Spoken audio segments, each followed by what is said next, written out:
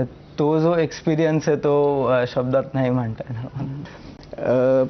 तो जो अनुभव त्यांना सांगितला की लीडरला म्हणजे त्यांना त्याच्या बाबांचा सांगितला, पण लीडरनं असा प्रसंग येतो, तुम्ही ते तुमच्या आयुष्यामध्येही असे प्रसंग आले की टीमला पाठवा, आपण थांबा.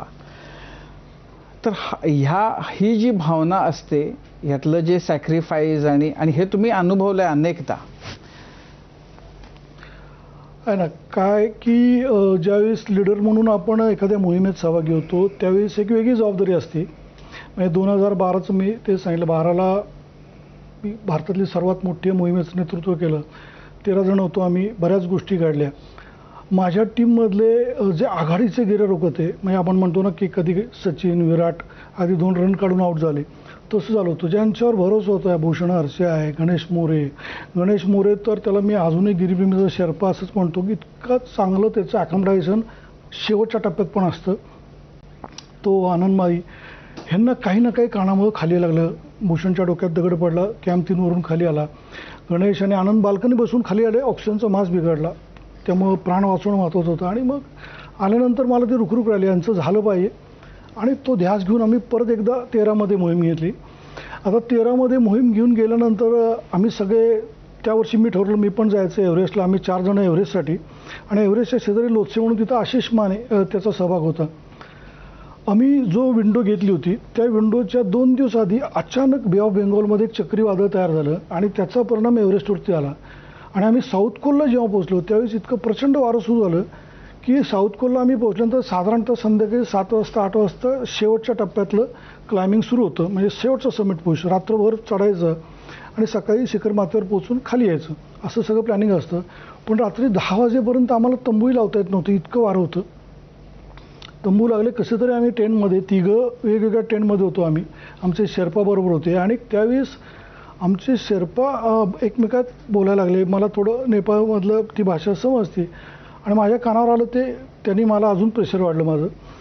वारं अजिबात थांबत नव्हतं. आम्ही फक्त प्रार्थना करतो देवाला की हे वारं इतकं नको आहे, ज्याच्यामुळे आमचे तंबू फाटले तर आम्ही इथंच सगळ्यांचा मृत्यू नक्की आहे. हे सगळं चालू असताना त्या शेर्पानं 1996 सालची आठवण आली. 1996 साली एव्हरेस्टच्या त्या भागामध्ये शेवटच्या टप्प्यामध्ये 8000 मीटरला साऊथ कोलला जिथं कॅम्प आहे तिथं सर्वात मोठी ट्रॅजेडी झाली होती. आणि अनेक देशांचे गिर्यारोहक, खूप मोठे हिमवादळ आलं, 3 दिवस अडकून पडले आणि 8 जणांचा मृत्यू झाला. त्याच्यावर खूप पुढं इंटू द थिन एअर नावाचं पुस्तक आलं, IMAXची फिल्म आली, जगभर गाजलं ते सगळं. हे 2 शेर्पा 96ला त्यांना त्या ठिकाणी होते, रेस्क्यूला मदत करत होते. ते ऐकल्यावर मी त्यांना म्हटलं की आपण असं करू की अजिबात हट्ट नाही माझा, आपण खाली जाऊ, अजून आपल्याकडे वेळ आहे, मला रिस्क घ्यायची नाही, आपण खाली कॅम्प 2 लावून परत नंतर येऊ. तेव्हा आमचा सरदार जो होतो कामी शेर्पा, जो ज्यांनी 16 एव्हरेस्ट केला, तो म्हटलं मामाजी ये आप ध्यान में भी मत लाओ, एक बार आपकी टीम नीचे जाएंगे तो किसी में ताकद नाही रहेंगी ऊपर आने के लिए. मग मी म्हटलं काय करू आता, यांना परत मी आणलं, यांच्यासाठी ही शेवटची संधी आहे, परत एवढे पैसे उभे केले, परत त्यांनी तयारी केली आहे. खूप विचार केला, आजूबाजूला काही सिलेंडर मिळणार नव्हते, जशी आत्ता हेमंतची अवस्था आली होती त्याच्यापेक्षाही कठीण अवस्था होती माझी. आणि त्याचं कारण होतं की साऊथ कोलला फक्त गिरीप्रेमीची टीम होती, अनेक टीम ज्या आमच्यावर येत होत्या आधीच परत गेले होते, आम्ही आणि अजून एक 2-4 फॉरेनर एवढेच जण राहिलो होतो. त्यावेळेस त्यांनी सांगितलं की एक आहे, तुम्ही यातलं एक मेंबर कोणतरी खाली पाठवा, त्याच्यावर एक शेर्पा खाली पाठवा आणि त्यांचे जे 5-6 सिलेंडर उरतील ते घेऊन आपण उर्वरित टीम इथं राहू, एक दिवस काढू आणि आपण प्रार्थना करू, बघूयात आपलं नशीब चांगलं असेल तर दुसऱ्या दिवशी वारं कमी झालं तर अटेम्प्ट करू. मी खूप विचार केला, त्याच्याशिवाय दुसरा मार्ग नव्हता. आणि तो विचार केल्यावर मी तिथं ठरवलं. आता तिथून 12 तासाचा विषय असतो, 800 मीटर फक्त एव्हरेस्टचा शिखर माथा आहे. पण मी 31 सेकंदात निर्णय त्यांना सांगितलं की जाणार तर मीच जाणार खाली. तो म्हटला नाही आप मामाजी ते जो 50 आप क्यों जा रहे, यंग मेंबर किसी को भेज दो. म्हटलं ठीक आहे तू नको सांगू, म्हटलं मी ठरवणार काय ते. आणि मग माझ्याबरोबर एक नेता म्हणून माझ्याकडे एक ऑक्सिजन जास्त होतं सिलेंडर. मग माझा शेर्पा, रणजी शेर्पा आणि मी, आम्ही 7 सिलेंडरचे बॉटल ठेवलं. मग म्हटलं कशाला आपण सिलेंडर घेऊन ऑक्सिजन खायचा. मी लवकर 4ला उठून, म्हणजे झोपलो नव्हतं, 4:30लाच निघालो.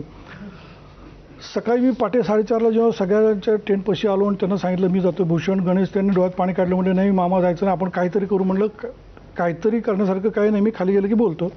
मी 2 कॅम्पला गेलो आणि तो दिवस अख्खा ऑक्सिजनमुळे ते सेफ राहिले.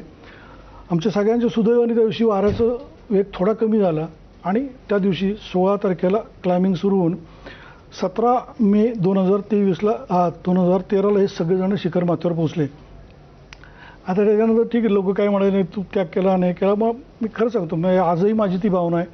त्या घेते माझं ते एक कर्तव्य होतं लीडर म्हणून. पण बेसिकली म्हणजे अनेकांच्या मनातला की म्हणजे इतका